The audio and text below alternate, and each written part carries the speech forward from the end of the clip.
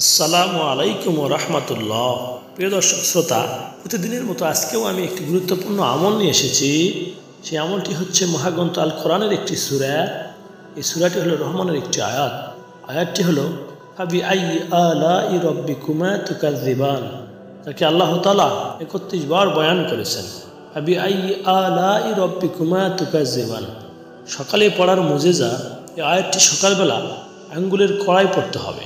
আর এই আয়াত পড়ার পর আপনি যা চাইবেন ইনশাআল্লাহ আপনি তাই পাবেন। আপনি আয়াতটি আঙ্গুলের কড়িতে কিভাবে পড়বেন তাও আমি বলবো। এটি একটি মুজাররফ ও ওয়াজিফা।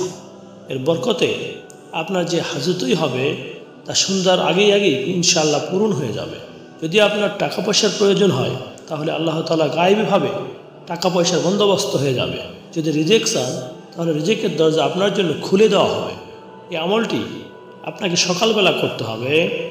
যে উদ্দেশ্যের জন্য করবেন, যে কাজের জন্য আপনি আমল করবেন, আল্লাহর হুকুমে সন্ধ্যার মধ্যে আপনার সেই কাজ পূর্ণ হয়ে যাবে। এই আমলটি আপনাকে সম্পূর্ণ মনোযোগ সহকারে করতে হবে। যদি আপনার কোনো টাকা পয়সার সমস্যা হয় তাহলে সকালে ওঠার পর এই আমলটি করবেন। প্রিয় বোন ও ভাইয়েরা, এই আমলটি একটি খুবই গুরুত্বপূর্ণ আমল। তবে মনে রাখবেন, এই আমলের একটি বিশেষ শর্ত আছে। যে বিশেষ শর্ত আপনাকে অবশ্যই পূরণ করতে হবে। হতে পারে কিছু লোক আগে থেকেই এই শর্তের ওপর কাজ করে আসছে, কিন্তু যারা করছেন না তাদের জন্য জরুরি হলো শর্ত সাপেক্ষে এই ওজিফাটি করবেন।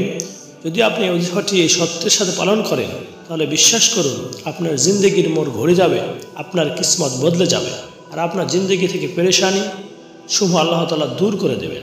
শেষ পর্যন্ত প্রতিটি লাইন মনোযোগ দিয়ে অবশ্যই শুনবেন। টেনে টেনে শুনলেও ওজিফাটি বুঝতে পারবেন না। এই আয়াতের ওজিফাটি খুবই সহজ, কিন্তু এর বরকত খুব বেশি।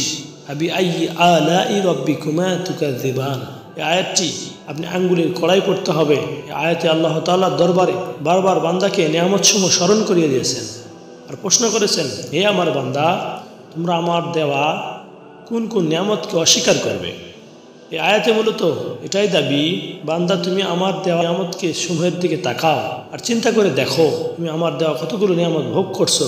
প্রিয় ভাই ও বোনেরা, আপনাদের চিন্তা করা উচিত আমরা আল্লাহ তাআলার দেওয়া নিয়ামত শুকর আদায় করি না। মনে রাখবেন, এই আয়াতে প্রধান শিক্ষা হলো আল্লাহ তাআলার প্রতিটি নিয়ামতের শুকর আদায় করা, সকল নিয়ামতের ব্যাপারে চিন্তা ফিকির করা, চাই তা ছোট নিয়ামত হোক না কেন তার ব্যাপারে চিন্তা করা আর আল্লাহ তাআলা শুকর আদায় করা আর না শুকরিয়া থেকে বেঁচে থাকা। বিশ্বাস করুন, যে লোক শুকর আদায়কারী তার নসিব আল্লাহ তাআলা খুলে দেন আর তাকে এত বেশি দান করেন যা গণনা করা শেষ করা সম্ভব নয়। আর না শুকরিয়া আদায়কারী সবসময় মাহরুম থাকে, বঞ্চিত থাকে।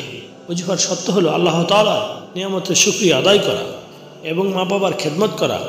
যাদের মা বাবা জীবিত আছেন তাদের মা বাবার খেদমত করলে আল্লাহ তাআলার উপর সন্তুষ্ট হবেন। মা বাবাকে কষ্ট দিয়ে যতই ওজিফা করুন কাজ হবে না। আসুন এবার মূল ওজিফাটির নিয়মটি শিখে নেই। আপনি সকালবেলা ফজরের নামাজ পড়ার পর ৩৩ বার এই আয়াতটি পড়বেন। ফাবি আইয়ি আলাই রাব্বিকুমা তুকাযযিবান, হাতের আঙ্গুলের কড়াই গুনে গুনে পড়বেন। আর এই আয়াত পড়ার সময় মন দিয়ে এটা বলতে থাকবেন, হে আল্লাহ, আমি তোমার কোনো নিয়ামতের অস্বীকার করি নাই, আমি তোমার প্রতি নিয়ামতকে স্বীকার করি, আমি তোমার প্রতি নিয়ামতের শুকর আদায় করি।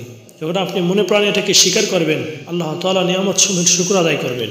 অতঃপর যদি আপনি আল্লাহর কাছে হাত তুলে চান, আপনার যে কোনো প্রয়োজনের ব্যাপারে আল্লাহর কাছে ফরিয়াদ করেন, ইনশাআল্লাহ আপনার সে আশা পূরণ হবে।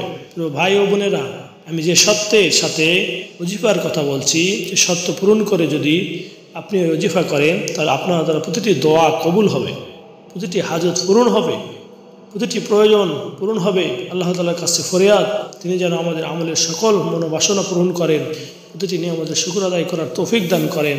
আমিন।